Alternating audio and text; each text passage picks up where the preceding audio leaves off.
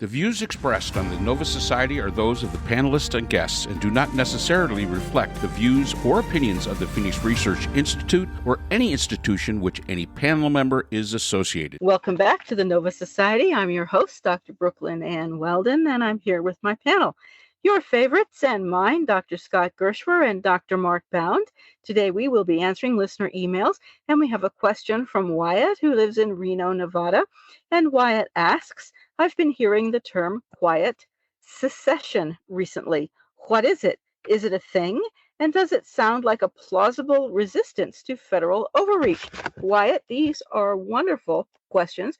And quiet secession is actually, yes, it is. And quiet secession is not what I thought it was. Whenever I think of secession, states leaving the United States, I think of states joining another country, such as, for instance, California, Oregon, and Washington joining together and leaving the United States and joining Canada. And actually, quiet secession is not that. So I found an article in Newsweek that was written in 2024. You can look it up online, where it's written by Suzanne Blake, and it gives the list of states considering secession, and it is called quiet secession. And there's also a list of 10 states on a YouTube channel called Atlas Globe, that there are 10 states, and there's two options there for you. So apparently the quiet secession means that the state would secede and become its own little country, which is not what I thought it was at all. So New Hampshire is one, Texas is another, California is another one, Colorado, Vermont. So apparently under the 14th Amendment, a state cannot do that. However, the justification, as it says in Newsweek, is that the way people interpret the Declaration of Independence is that if the government fails to meet its obligations to the people have the right to abolish the government so they can create their own.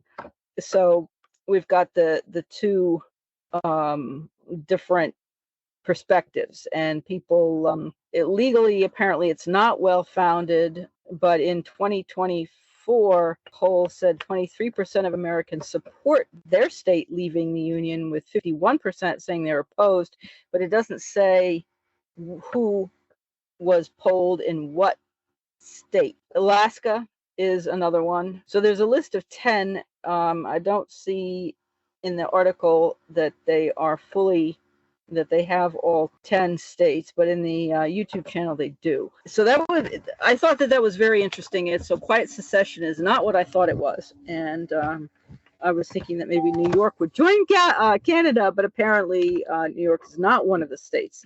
But each state would become its own little country.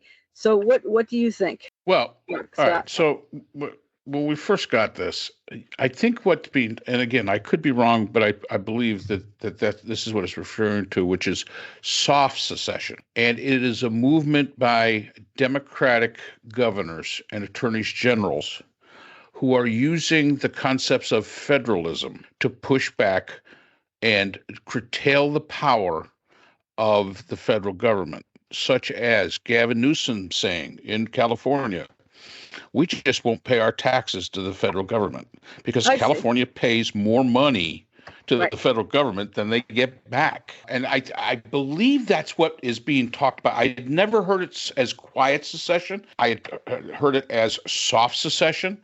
And it's, there's an article that's America's Quiet Civil War, and why blue states are preparing for soft secession is the article. And, it is a way for the states.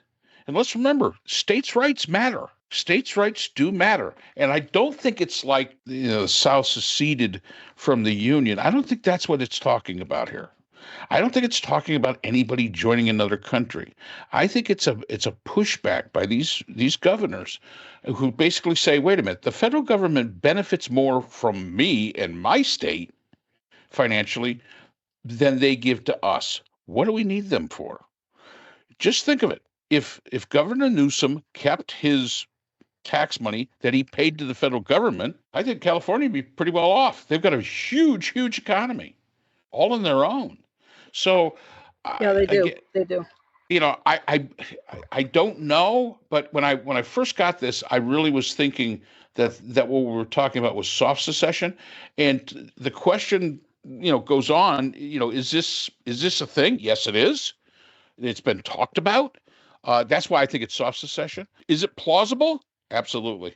Federal government runs on money, and if these states, where you've got the states that pay more than they get back, and most of the states that pay into the federal government but get back more than they pay in are red states. They're the South, including Texas, I might add. Including Texas takes more money from the federal government than they put in. But there are numerous states, and most of them are blue states, that put more money into the federal government than they get back. And this is their way. Remember, federalism, the original founding fathers, federalism was a big deal. I mean, that wasn't just a whim on some of their parts. That was one of the great arguments that was happening during the founding of our nation. States' rights versus the centralized federal government. And there was huge arguments over that division. And that's why we have the system of government that we have today. Now, we've already talked that, we should probably up the number of people in the House of Representatives, because it really is all about land more than it is about population. And the House of Representatives was supposed to be about population. That's the way it was designed to be. But that's where you got 2 senators from every state. I mean, that's how that worked out. So, this idea of soft secession, plausible. Could it be successful? Yes. My question is what would the current federal government do about it if it was to happen? They seem to be not afraid to send in troops. Yeah, and what would the Supreme Court do? Well, given their recent saying, "Oh yeah, you can stop whomever you want," and then Brett Kavanaugh says, "Oh well, yeah, you really can't twist somebody's arm and throw them up against the fence, but you can sue." It's still not illegal to grab some to stop somebody, but Kavanaugh said that this person who was thrown against a fence and had his arm twisted can sue. Yes. No, he really can't sue. The ICE guy has a mask on. He has no nameplate. He has no badge. He has no identifying number. But that's the point. But you can't then sue again, anybody. that has all right. And you can't sue anybody. Kavanaugh's in a whole bunch of hot water for that comment. But that has let's stick with what. Well, that has nothing to do with it. But that's something I'd like to talk about another time, because I thought, what an idiotic statement. Brooklyn, right into the Nova Society podcast, and we will put your question on the air. Yes, Dr. Brown. And I expect the first thing to Scott to say is, "Boy, that's a dumb question," because I got an email from my student, and I said, actually, he was more picking on me than he was on you, because I was touting you and how great you are, and I said, So send that in, Brooke. And I will go through it and see. Yes, Dr. Brown. And Dr. put it Brown in. for president. Dr. Brown for president. So I have one question about the soft secession business, or whatever they call it, quiet secession. How do you go about that, Mark? How do you stop sending money to the federal government if you're a state? Honestly, Scott, I don't know. I mean, I truly have no idea the mechanism. How does, that would be something that we really have to look into. And this question actually came very, very recently, so that's why I really didn't get into it. What is the mechanism that states pay the federal government? I honestly have no idea. Yeah, I don't know either. What do they cut them a check or send them a wire? I don't know. I don't want to lose the thread here, but apparently Charlie Kirk, whoever that is, got shot in Utah. Oh, so I know who Charlie Kirk is. He's a right wing proselytizer. I just saw his picture. He's a young fella, but yeah, he got shot. Another Second Amendment solution. Yay, America. Okay. So, what was the actual question here? Was it like, should we do this, or how No, are we going to he was do it? actually Or- asking, what is it? And again, What is it? Is it a I thing? think it's, is it really a thing? And Newsom has been talking about it, but he's been talking and some other Democratic governors have been talking of what they're calling soft secession, which is basically they got the attorney general and they've got the governor, and one of the first acts that they take. I have not heard of other acts that they would engage in. I've just heard about the idea of we'll stop sending our our tax money to the federal government because we send more to them than they send to us. Yeah, Right. I mean, as a protest is concerned, it's not a bad sounding thing. Nope. Right? You don't like the authoritarian government. You don't like your tax dollars being used the way they're being used right now. So you say, we're going to secede from the union. We're going to do it quietly. We're just going to do it by not paying for the union anymore. Which, I know that your statistics are correct here. That the engine of this government is blue states. Correct. Comes from blue states, and but I don't, I mean, we fought a civil war to keep the union together and to end slavery. I would fight a civil war, I think, to prevent America from becoming fascist. I think that's worth fighting a war for. But I hope we don't have to get there, right? I hope that somehow or another we can mitigate the fascist tendencies that we're seeing, and there are a lot of them, and I can go on and on about this, but I won't. About rentier states and all this stuff about having, taking pieces of businesses, right? And now, what happens? Intel must be getting some fat government contracts because Trump or the United States of America, whichever you believe, is getting 10%. Yep. Right. And so why would he go outside? I mean, yesterday was the first time ever that Trump as president has gone to a restaurant or a club that he doesn't own. You believe that? Yep. Oh, yeah. And he got booed apparently, and he was spent quite some time apparently staring at the protesters. Yeah, and yelling at them and telling them that they needed to be kicked out. So I wonder if you could make an argument. Go ahead. Before I forgot, I wanted to go say, ahead. Thank you. I wonder if you could make an argument that the blue states are being put into slavery to a fascist government because they're paying into a fascist government that is basically taking them over. I mean, look what happened now in Chicago, where they had a terrible incident with I think a young woman who was killed in a hit and run, and the driver was, of course, an illegal immigrant. So Trump says, well, now we have the right to go in there because of this terrible thing, and it is terrible. But he activated the Texas National Guard, which doesn't surprise me. That he got Abbott to say, "Oh yeah, you can take my National Guard and bring him to Illinois." And I began to think about Shelby's question from I don't know, 2 weeks ago. What happens if Pritzker activates his own National Guard? But I don't think he is going to. Pritzker, I mean. But Illinois, I believe, is a payer state into the federal government. Yeah. And I think sometimes it's language that we get kind of stuck on. I'm from by Danielle Modi, who has a Substack, and I do follow her quite a bit. America's Quiet Civil War. That's the title, and I think it's that invokes something like from back when we actually had a civil war, and why blue states are preparing to soft secession under Trump.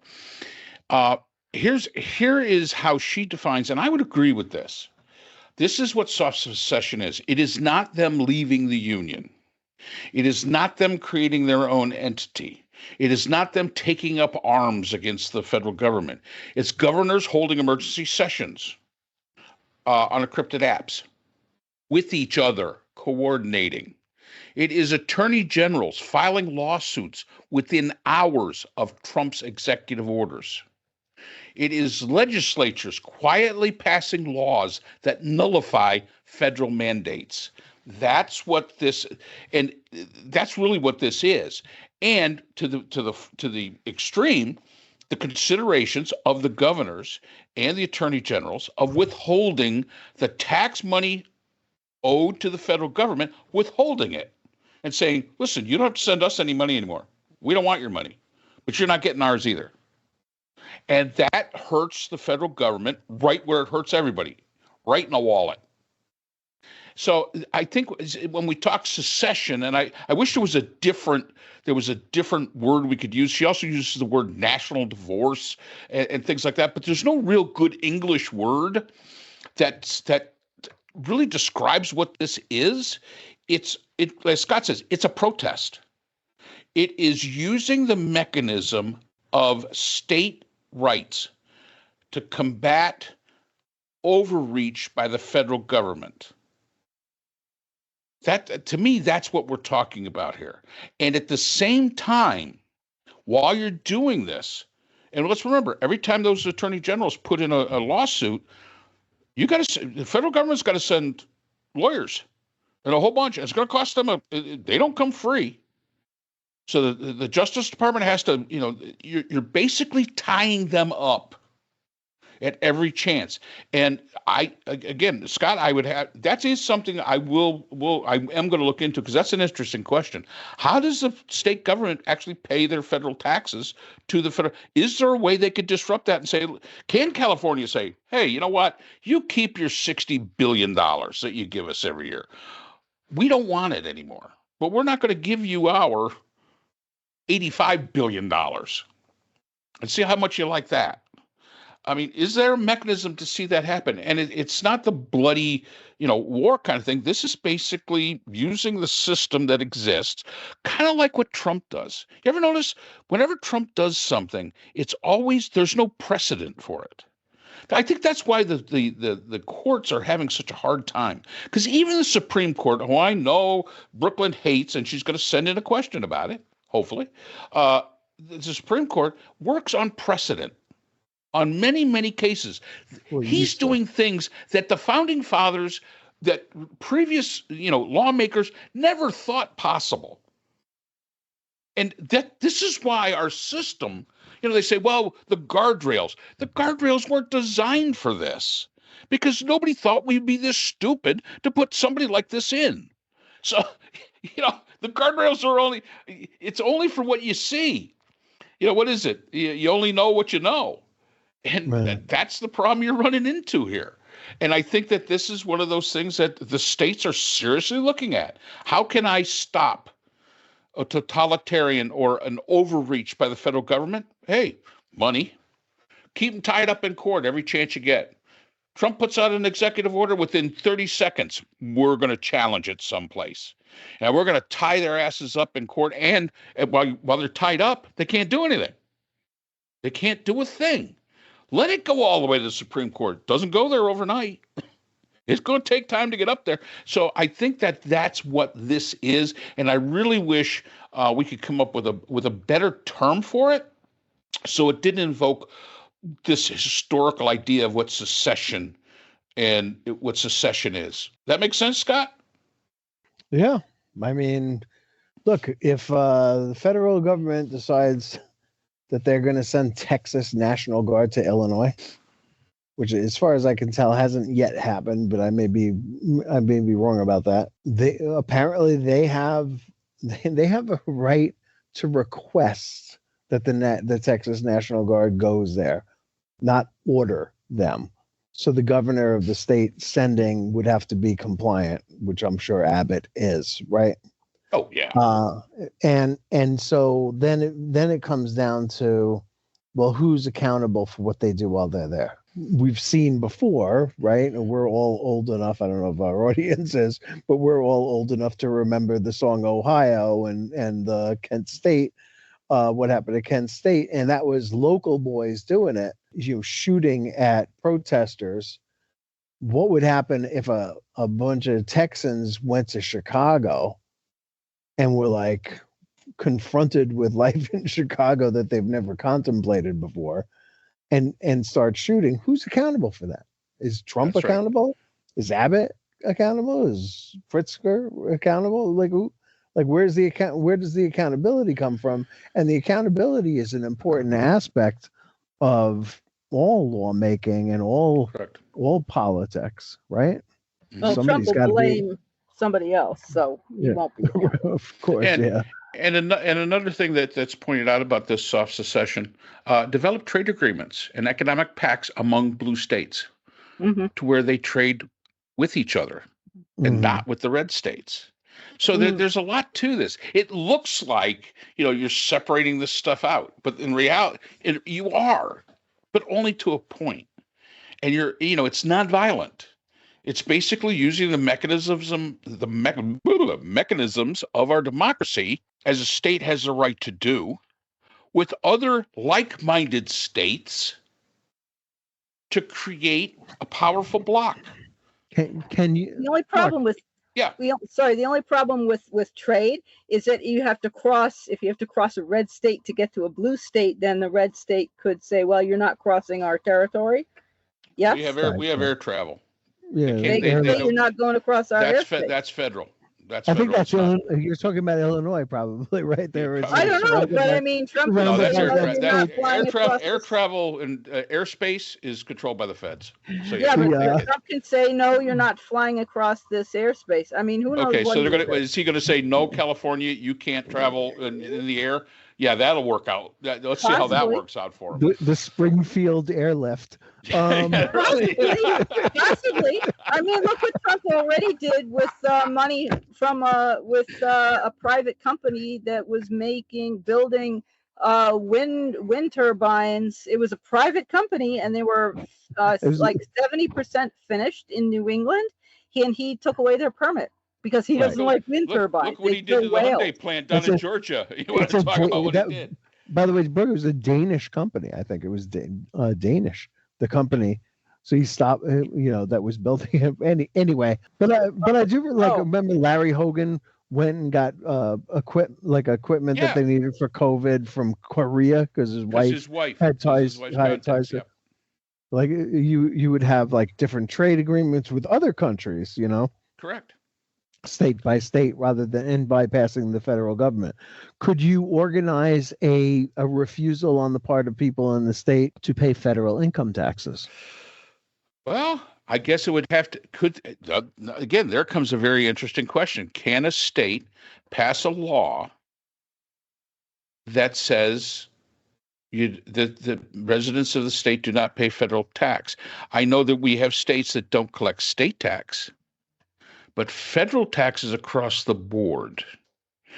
And the 10th Amendment says that states can make laws wherever the federal government has not already made a law. So I would have to say to that, the answer would be no.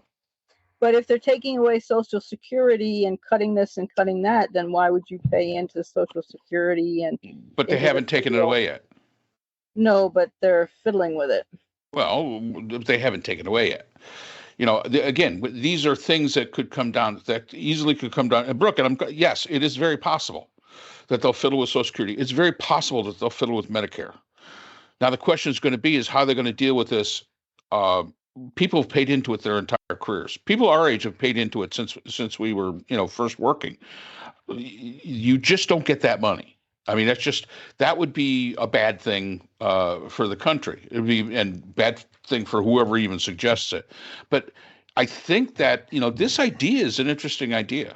I really do. Yeah, it is an interesting idea. I agree, and I like the idea of coordinating and making arrangements, with Canada, for example, and among themselves and with other countries. Because who wouldn't want to trade with California? Yeah, I mean, they've got Mexico right there. They've got two blue states, and then they've got Canada, and then they've got they're close to Japan or whatever else on the Pacific side. So just to clarify this, there are 13 states in the United States that contribute more to the federal government than they receive in federal funding. Rhode Island, Tennessee, Connecticut, Utah, Nebraska, Delaware, Colorado, Georgia, Florida, Missouri, Illinois, Ohio, Minnesota, Massachusetts, Washington State, New Jersey, California, and New York. Huh. Of that group, let's count up the red states. Tennessee is 1. Utah is 2. Nebraska would be 3. Florida would be 4. Missouri 5. Ohio 6. That's it. And when we're talking about Utah, Nebraska, those two, they pay it's barely anything. We're barely in. We're the big contributors: Illinois, California, New York, New Jersey. These are the big contributors. So hey, that's a lot of doggone money. I'm just, kind of doing a quick add up here. I'm looking at $1 trillion. Wow. That if they said, no, we're not paying it anymore. So this is kind of an interesting thing. $6.2 trillion gets sent by the federal government. This is 2023 numbers, not up to date. But $6.2 trillion gets sent by the federal government to states and local governments, right? But it's mostly Medicaid, which has been cut in a lot of red states. Yep, and blue states. Food stamps, right? That's gotten cut.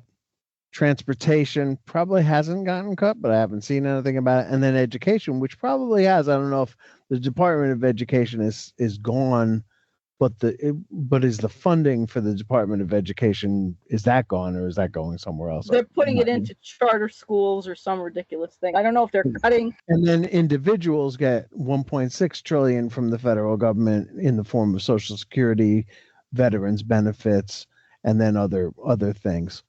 But the way uniformly, the way that states pay the federal government is through taxation.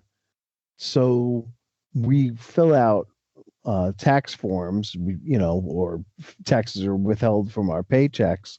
I'm not sure that there's really a way for states to withhold taxes. I suppose they could do it for business taxes more easily, but I'm really not sure if this soft secession idea has any credible mechanism to actually occur. I think a better idea would be to win the Senate and the House and just get this chump out of office altogether. You would need the Senate. There's no reason to talk even about the House doing any kind of impeaching if they don't have the Senate as well. The consensus here is that yes, it is a thing. Whether it's a usable thing or not, whether it's doable, whether it's feasible or not, I think we're kind of split. This is something we're going to have to see. We're going to have to see what the states do. They got some pretty smart people running these states. Let's see where it ends up. Yep. So hopefully, well, certainly smarter than I. I think there must be a way. There must be a way to get it done. Someone who's brilliant can figure it out. I have no doubt. I hope. Anyway.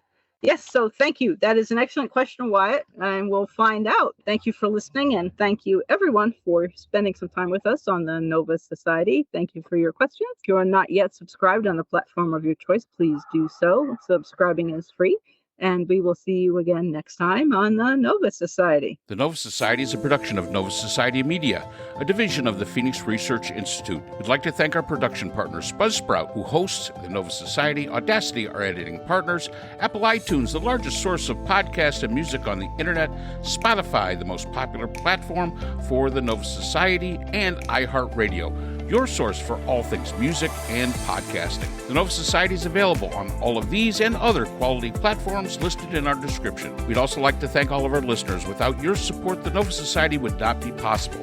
If you have a question or comment, we can be reached at nova.society.podcast@gmail.com. So for Dr. Brooklyn Ann Weldon, Dr. Scott Gershwer, and all of our production partners here at the Nova Society, I'm Dr. Mark Bound. Remember, the true power in society is knowledge. Thanks for listening, and we will see you again next time. We'd like to thank our sponsor for this episode, BH Conflict Resolution Services, a full-service dispute resolution firm offering expert, cost-effective mediation services to couples, groups, and businesses. BHCRS can be reached at www.bhcrs.com.